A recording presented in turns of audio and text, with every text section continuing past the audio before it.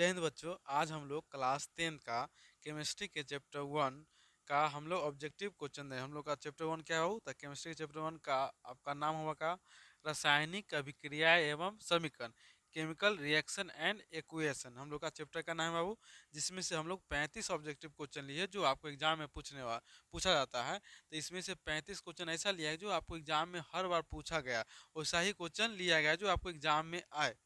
तो चलिए आओ, ये जो क्वेश्चन है ना आप लोग जरूर इसको नोट करके याद कीजिए, बहुत फायदा करे आपको एग्जाम के लिए ना, बहुत फायदा कम इसका गारंटी लेते हो, बहुत फायदा करेगा। तो चलिए आओ, क्लास को हम लोग स्टार्ट करते हो। अब आप लोग लास्ट तक बने रहिएगा, ठीक है ना बाबू। तो बोला आपका निम्न में से कौन ऑक्सीकरण की क्रिया नहीं है बाबू? दहन, श्वसन, भोजन का पचना, अवक्षेपण। तो बोला आपका निम्न में से कौन ऑक्सीजन की क्रिया नहीं, तो अवक्षेपण में ऑक्सीजन की कोई जरूरत नहीं बाबू। श्वसन में है, जलने के लिए भी ऑक्सीजन की जरूरत है, भोजन का पाचन के लिए भी ऑक्सीजन का जरूरत पड़ता है, लेकिन अवक्षेपण के लिए कोई ऑक्सीजन का जरूरत नहीं पड़ता। तो आपका डी नंबर। अगला बोला आपका समीकरण H2O प्लस में, देखिए ये आपका हट जाएगा, वो यहाँ से हटा लीजिए। वो समीकरण H2O प्लस में O2 अभी क्या 2H2O बनाता है। तो आपका बोला आपका दो ही ऑप्शन है इसमें बाबू। तो आपका बोला आपका यह अभिक्रिया संयोजन है, वियोजन है। देखिए बाबू इसमें क्या किया बाबू, ऑक्सीजन हाइड्रोजन ऑक्सीजन से सहयोग करके एक यौगिक का निर्माण करता है। तो हम लोग जानते हैं दो या दो से अधिक पदार्थ परस्पर सहयोग करके एक नए यौगिक का निर्माण करते हैं, संयोजन बोलते हैं। तो आपका राइट आंसर आपका हो जाएगा ए नंबर।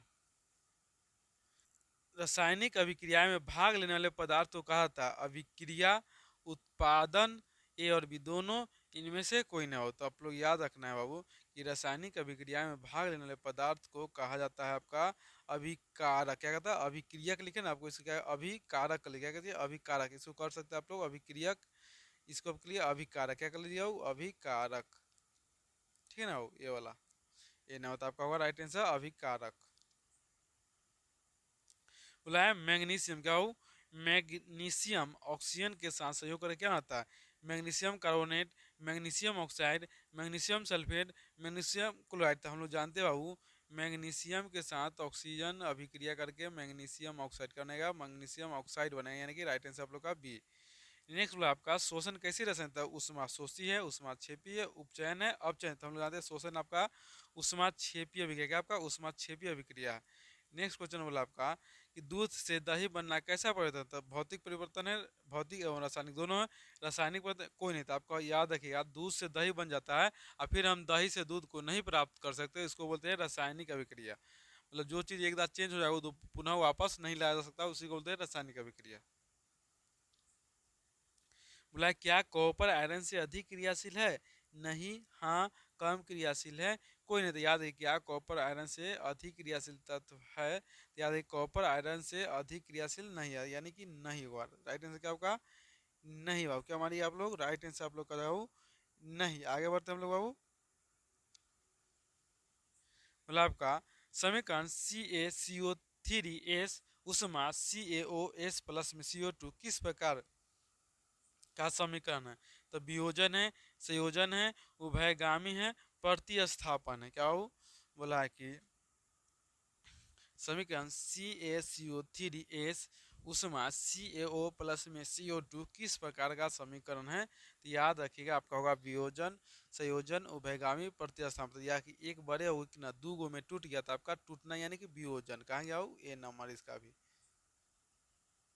अगला बोला आपका CO2 गैस जल में घुल कौन सा अम्ल बनाती है? कार्बोनिक अम्ल, ऑक्जेलिक अम्ल, सल्फ्यूरिक अम्ल, नाइट्रिक अम्ल। तो आपका राइट आंसर 9 का भी क्या होगा, तो 9 का भी राइट आंसर आपका ए क्या होगा, ए कार्बोनिक अम्ल। क्या बनाएगा वो कार्बोनिक अम्ल बनाएगा आपका।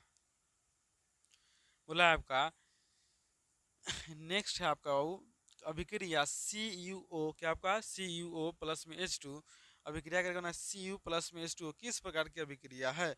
तो बोला आपका क्या आपका रेडॉक्स अभिक्रिया है, अपघटन अभिक्रिया है, अपचयन है, उपचयन है। तो आपका रेडॉक्स क्या होगा वो रेडॉक्स अभिक्रिया है, यानी कि ए नंबर राइट आंसर हो जाएगा। रेडॉक्स इसलिए ना वो देखिए इसमें ऑक्सीजन का वियोग हो रहा है, यहाँ पर क्या हो गया, यहाँ पर ऑक्सीजन कार्बन से क्या वियोग हो गया, क्या हो गया निष्कासन, जिसको बोलते हैं वियोग को निष्कासन, निष्कासन हुआ है।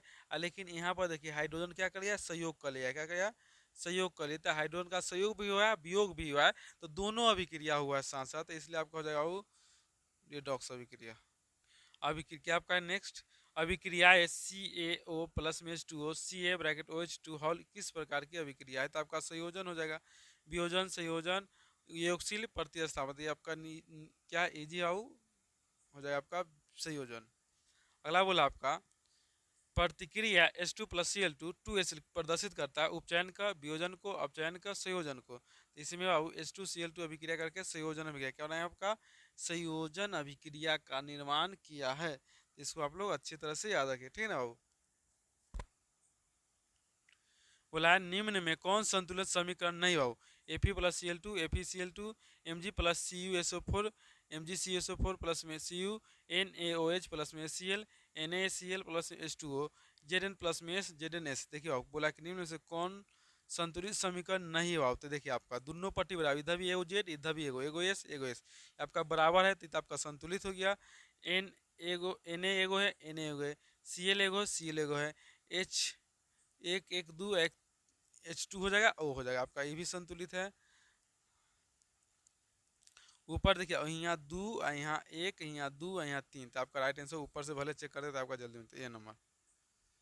बोला आपका नेक्स्ट बोला आपका निम्नलिखित में कौन सा पदार्थ बिना ज्वाला के जलता है? मोमबत्ती, केरोसिन, कोयला, मीथेन गैस। तो आपको याद रखिएगा वो कोयला, क्या आपका कोयला आपका हो जाएगा राइट आंसर।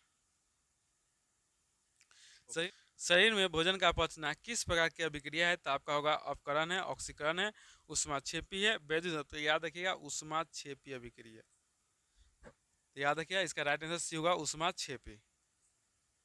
बोला है समीकरण 2Cu प्लस में 2Cu किस प्रकार की अभिक्रिया? अपघटन है, ऑक्सीकरण है, अवक्षेपन है, उदासीन है। तो इसमें देखिए ऑक्सीजन का सहयोग क्या होगा? ऑक्सीजन का कॉपर सहयोग किया तो आपका ऑक्सीकरण हो जाएगा आपका। नेक्स्ट बोला आपका सोडियम की परमाणु संख्या कितनी है? 12 है, 11 है, 16 है, 10 है। तो सोडियम की परमाणु संख्या आपका राइट आंसर 11। कितना इजी बाबू? 11 कितना होगा? 11। बोला है उदासीन ऑक्साइड का दो उदाहरण दे देते ZnO प्लस में CO COO प्लस में H2O Na2O प्लस में MgO Al2O3 प्लस में Fe2O3। तो इसका राइट आंसर क्या होगा? तो इसका राइट आंसर हो जाएगा B number CaO plus CO और H2O। बोला है निम्नलिखित में कौन समीकरण असंतुलित है? मतलब इस बार फिर बराबर देखिए दो गो हाइड्रोजन दो गो सील, तो आपका बराबर है दो के तो दो को Cl2 तो Cl2 तीन छः तो तीन छः PbNO3 to PbO NaO3 plus में 2H2O।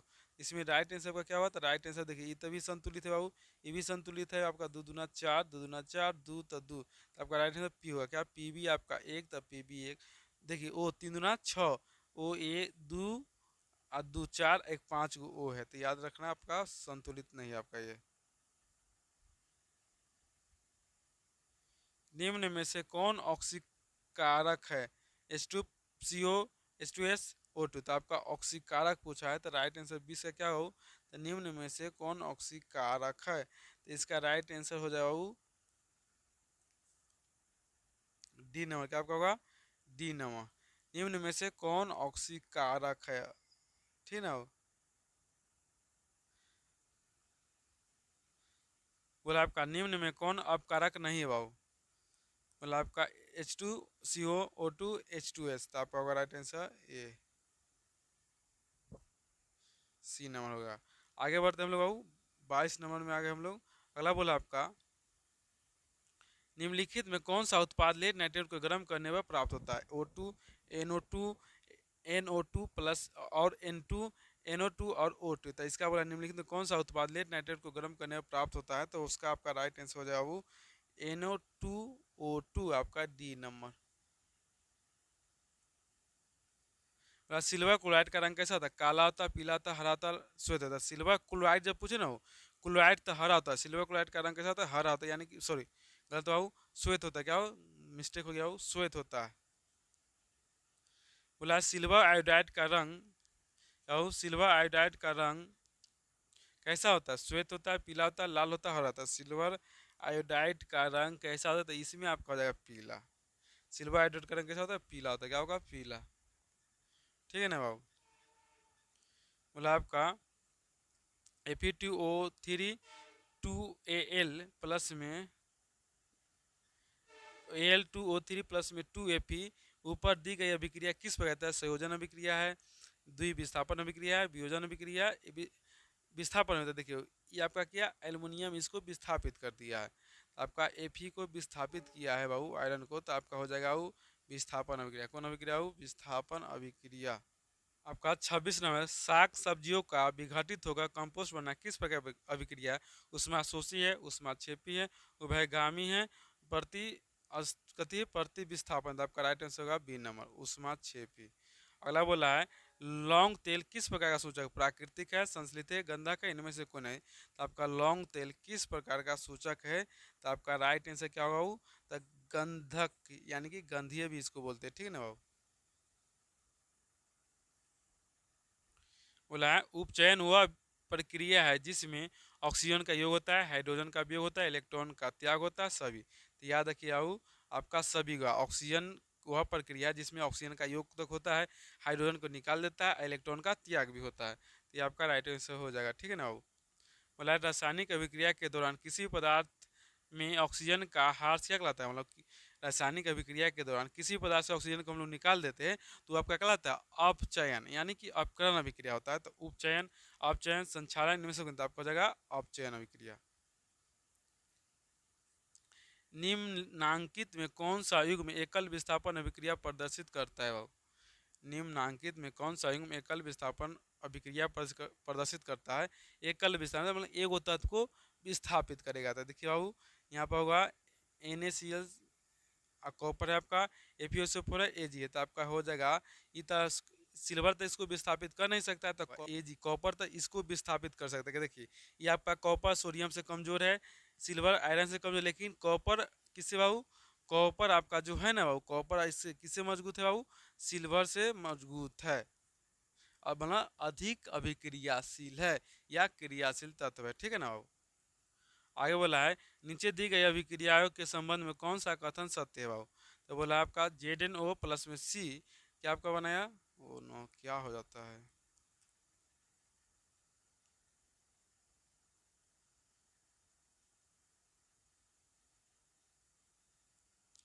31 है। नीचे दी गई अभिक्रिया के संबंध में कौन सा कथन सत्य है। तो आपका इसमें देख रहे हो क्या आपका है, ZnO प्लस में C आपका होगा Zn प्लस में CO। ये आपका हो रहा है और इसमें ऑक्सीजन का सहयोग होता है, कार्बन उपचयित हो रहा है, जेरोन का उपचयित हो रहा है, कार्बन मोनोऑक्साइड उपचयित आपका होगा। तो इसका राइट आंसर होगा कार्बन उपचयित हो रहा है। तो याद रखिए आओ, इसमें ना आपका कार्बन क्या हो रहा है, आपका उपचयित हो रहा है। बोला आपका रासायनिक अभिक्रिया के फलस्वरूप बने नए पदार्थ को क्या कहते हैं, अभिकारक, अभिकारक, अभिकारक प्रतिफल। ए और बी दोनों कोई नहीं होता। रासायनिक अभिक्रिया के फलस्वरूप बने नए पदार्थ को हम लोग प्रतिफल क्या कहते हैं, वो प्रतिफल कहते हैं।